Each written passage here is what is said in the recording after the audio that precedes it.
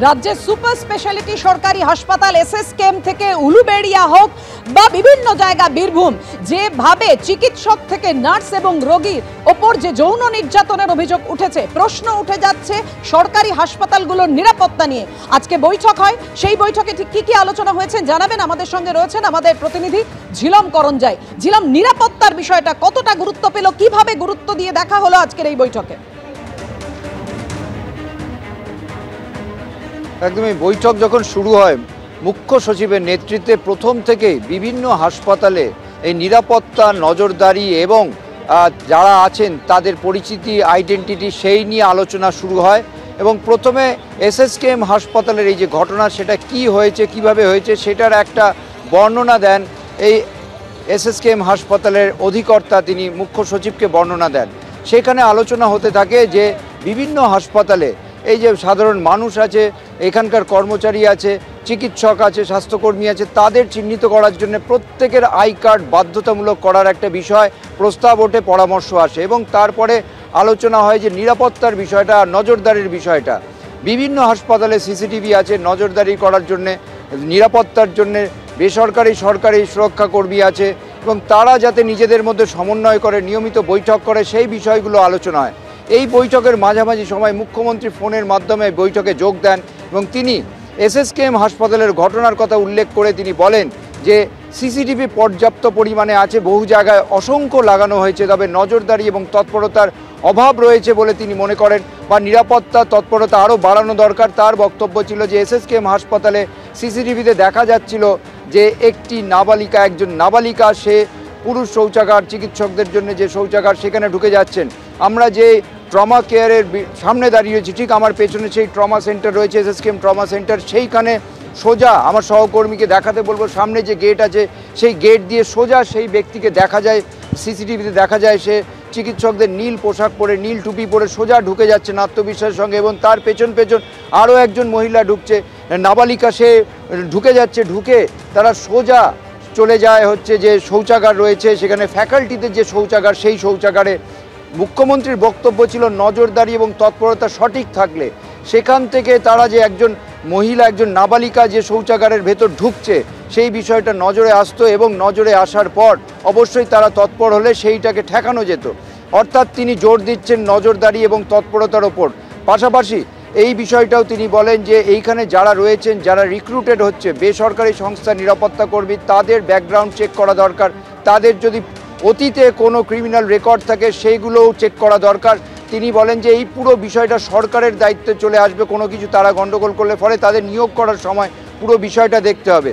এই দুটো বিষয়ের ওপর জোর দেন, এবং পরবর্তীকালে চিফ সেক্রেটারি তিনি আবার যখন বৈঠক করেন, মুখ্যমন্ত্রী বৈঠক ফোন থেকে বেরিয়ে যাওয়ার পর তাদের জোর দেওয়া হয় যে সমস্ত হাসপাতালে সবাই যেন আইডেন্টিটি কার্ড ব্যবহার করে, এবং একই সঙ্গে নিরাপত্তা, নজরদারি সব একেবারে যে নিরাপত্তা নজরদারি নিয়ে প্রশ্ন তুলছেন খোদ মুখ্যমন্ত্রী মমতা বন্দ্যোপাধ্যায়। আরজিকর কাণ্ডের পর চিকিৎসকদের একাংশ তারা আন্দোলনে সরব হয়েছিলেন। তাদের মূল দাবি ছিল একটাই, সরকারি হাসপাতালগুলোতে নিরাপত্তা বাড়াতে হবে এবং সরকার নজর দিক এই নিরাপত্তা নিয়ে। কি বলেছেন চিকিৎসক অনিকেত মাহাতো, দেখুন। যদি সেফটি সিকিউরিটি দিতে হয় সাধারণ মানুষ এবং হসপিটালে ডাক্তার, সিস্টার এবং রোগিনীদের, তাহলে কি প্রয়োজন? প্রয়োজনটা হচ্ছে সদিচ্ছার, এবং উদ্দেশ্যটা ঠিক করতে পারতে হবে। উদ্দেশ্যটা কি? উদ্দেশ্যটা যদি সিকিউরিটি হয় তাহলে সবই সম্ভব। কিন্তু উদ্দেশ্যটা যদি হয় যে আমি দালাল চক্রটাকে স্টাবলিশ রাখবো, দুর্নীতিটাকে স্টাবলিশ রাখবো, জাল ওষুধ চক্রটাকে স্টাবলিশ রাখবো, অর্গান পাচার চক্রটাকে স্টাবলিশ রাখবো, তাহলেই তো এই ধরনের অসামাজিক কার্যকর্মের লোকজনকে তাদের প্রয়োজন হয়।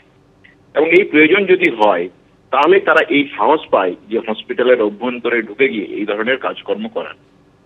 সেটা উলুবেড়িয়াতে হতে পারে, সেটা মোহাম্মদ বাজারে হতে পারে, সেটা এসএসকেএমে হতে পারে, সেটা গাইঘাটাতে হতে পারে। উদ্দেশ্য যদি ঠিক না থাকে তাহলে এরকম হাজার মিটিং আমরা এর আগেও করেছি, এগুলো দিয়ে বাস্তবে যে প্রতিফলন আনতে চাইছেন সেই প্রতিফলন আনা সম্ভব নয়। পরপর বিভিন্ন হাসপাতাল ও স্বাস্থ্য কেন্দ্রে অপরাধের ঘটনা।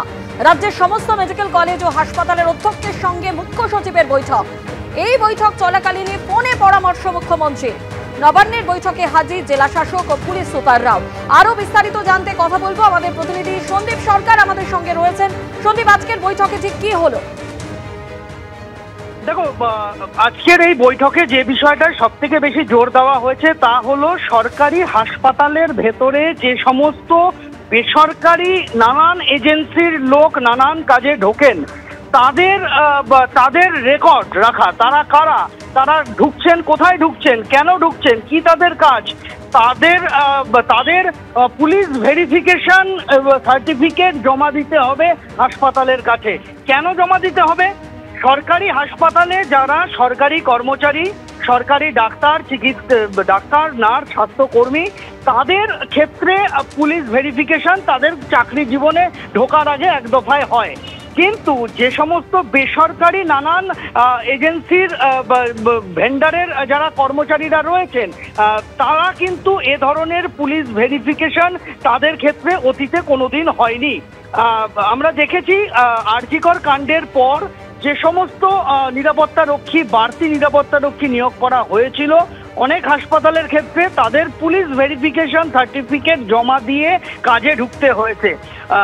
কিন্তু যারা আগে থেকে কাজ করছেন তার মধ্যে নিরাপত্তা রক্ষী রয়েছেন, তার মধ্যে স্ক্যাভেঞ্জার অর্থাৎ সাফাইয়ের কাজ করেন এমন বেসরকারি ভেন্ডার নিযুক্ত কর্মী রয়েছেন, পিডব্লিউডি সিভিল এবং ইলেকট্রিক্যাল ডিপার্টমেন্টের কর্মচারী যারা নিয়মিত নানান কাজে সরকারি হাসপাতালে ঢোকেন কিন্তু তারা সরকারি কর্মী নন। এছাড়াও পিপিপি মডেলে MRI, CT scan, digital X-ray, dialysis এ ধরনের অনেক ইউনিট খোলা হয়েছে যেগুলো পরিচালনা করে হচ্ছে বিভিন্ন বেসরকারি সংস্থা।